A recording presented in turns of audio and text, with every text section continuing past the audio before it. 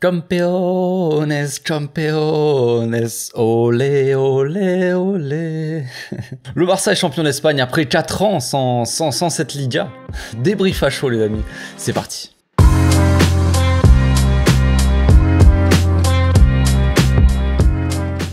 Au passage, n'hésitez pas à vous abonner, liker et commenter. C'est le meilleur moyen de me soutenir et ça fera plaisir à tonton. Là, j'ai envie de chanter, j'ai envie de faire la fête, j'ai envie de fêter tout ça.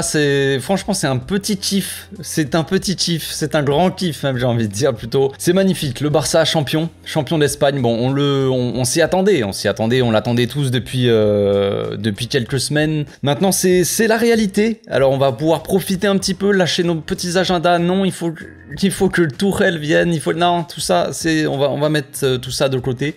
Nous sommes champions d'Espagne. Sur le terrain, qui plus est, des pericos, les petites perruches, on les a complètement fessées chez eux, évidemment. Bon, les 2 buts à la fin du match, c'est vraiment pour histoire de venir un petit peu, un poil, gâcher la petite fête, gâcher plutôt, pas la fête, mais l'humiliation. Mais ça ne change rien en tout cas, ça ne change rien. Le Barça est champion d'Espagne et ça sur le terrain de l'Espagnol de Barcelone qui va probablement descendre en Segunda. Donc la fête, elle est plus folle.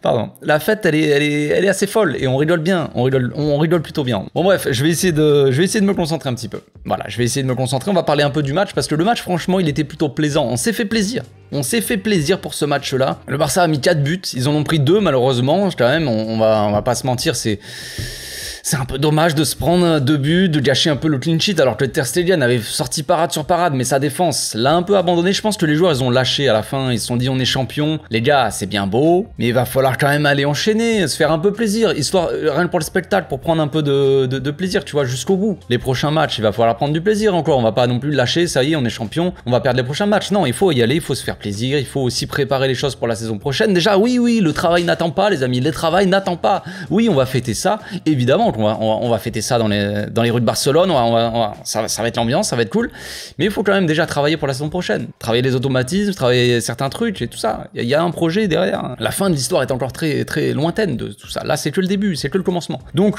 parlons du match un peu. La composition d'équipe de Xavi, il avait mis Dembélé sur le banc. Donc c'était l'équipe plus ou moins type quand même, hein, sans Dembélé, avec l'équipe type, quand je dis l'équipe type, c'est l'équipe type qui est apparue en mi-saison et qui a commencé à porter ses fruits, c'est-à-dire Gavi en faux ailier, avec un milieu à 4, tout ça, pour avoir un peu plus de maîtrise au milieu, et effectivement cette maîtrise on l'a eu sur ce match. Je pourrais dire que la première mi-temps est une masterclass, c'est peut-être une des meilleures premières mi-temps qu'on a vu du Barça en Liga, en championnat cette saison. C'était magnifique, c'était vraiment une première mi-temps maîtrisée de bout en bout, un milieu qui marchait sur tout le temps des supériorités, un Frenkie et un Pedri au milieu, mais masterclass, surtout Frenkie vraiment qui a fait une très très grosse première mi-temps, deuxième mi-temps tout aussi bonne, mais un peu moins peut-être, mais de qualité. Pedri, en fait on a Frenkie qui est tout terrain, qui est partout, qui est tout le temps dans les bons choix, dans le bon placement, qui est tout le temps là pour couvrir, pour revenir, pour récupérer des ballons, pour se projeter, casser des lignes quand il faut,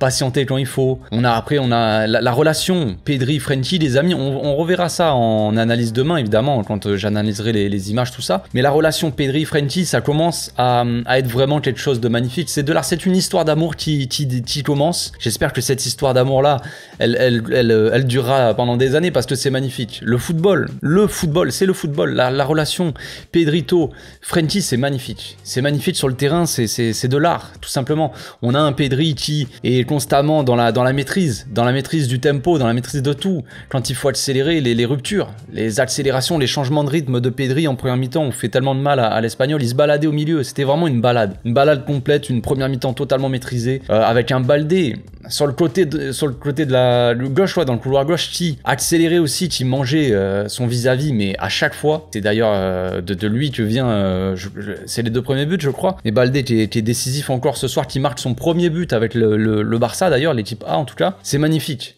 C'est magnifique. Pedri qui fait sa première passe décisive de la saison pour Baldé. Pedri, il a fait une seule passe décisive cette saison parce que évidemment, la plupart des passes qu'il a faites, eh ben les mecs, c'est des assassins, donc ils avaient pas marqué, tu vois. Donc Pedri qui fait sa première passe décisive de la saison, c'est aussi quelque chose qu'on peut fêter. Tiens, il y a mon chat qui passe derrière. C'est magnifique. Vraiment une première mi-temps maîtrisée de bout en bout, quoi. Une maîtrise totale, et un Lewandowski qu'on a retrouvé aussi. Vas-y, le chat il est content, forcément, tout est excité, on est champion, frère. Je vais lui mettre le maillot après. Qu'est-ce que je disais comme connerie? Oui, la maîtrise totale, un Lewandowski qui vient claquer son petit doublé, un Rafinha assez bon aussi, j'ai trouvé.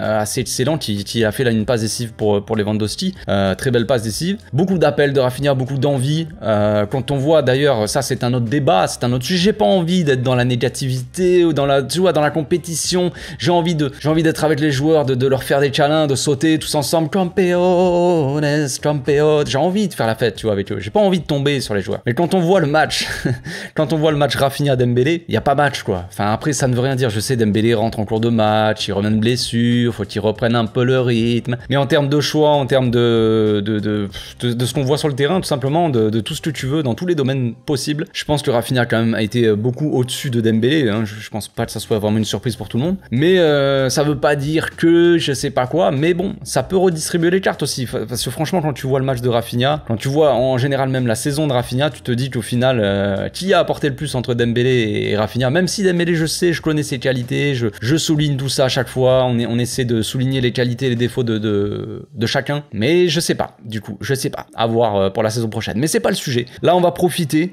évidemment, tous les détracteurs de Xavi, ils doivent s'en mordre les doigts, peut-être qu'ils s'en mordent même peut-être les fesses, je ne sais pas, c'est ce qu'ils font, mais ils doivent vraiment je sais pas, se dire, ah, ça doit piquer, tu vois, ils doivent se dire, merde, tu vois. Le Barça est champion, je vais pas pouvoir critiquer Xavi ce soir. Ah bah si, on s'est pris 2 buts. Bah vas-y, je vais pouvoir critiquer comme ça.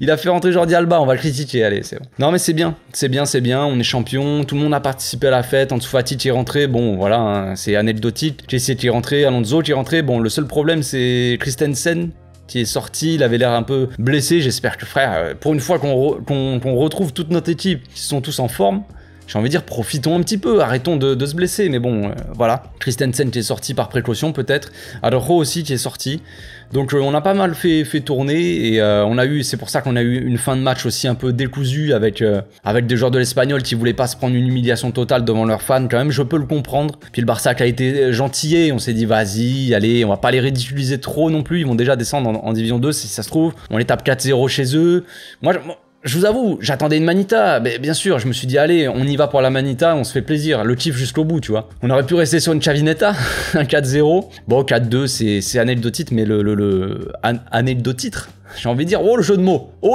Non, mais on va rester sur la bonne humeur, tout simplement, et le fait qu'on soit champion après 4 ans, ça a été un long périple, cette Liga.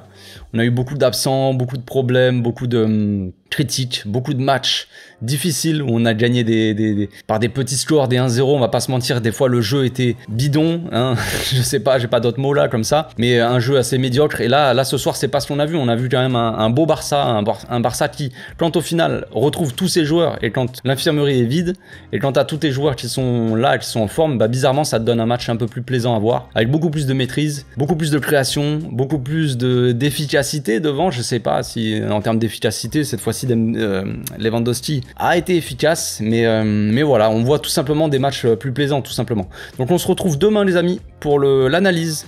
Je sais pas pourquoi je fais ça. L'analyse demain donc, et je reviendrai en image sur le match. Je vais mettre sur Instagram, le lien est dans la description de cette vidéo. Je vais mettre sur Instagram en story une boîte à questions. Demain on reviendra là-dessus. Je ferai une analyse de quelques buts, de quelques séquences, et puis je répondrai à des questions. Et puis après j'irai fêter. Vous savez, demain il y a le défilé du bus. Là on ira fêter ça en ville. On fera une petite vidéo que je sortirai sûrement mardi. Donc je vous souhaite une agréable soirée les amis. Dormez bien. C'est le repos du guerrier, le repos du champion tout simplement. Ciao.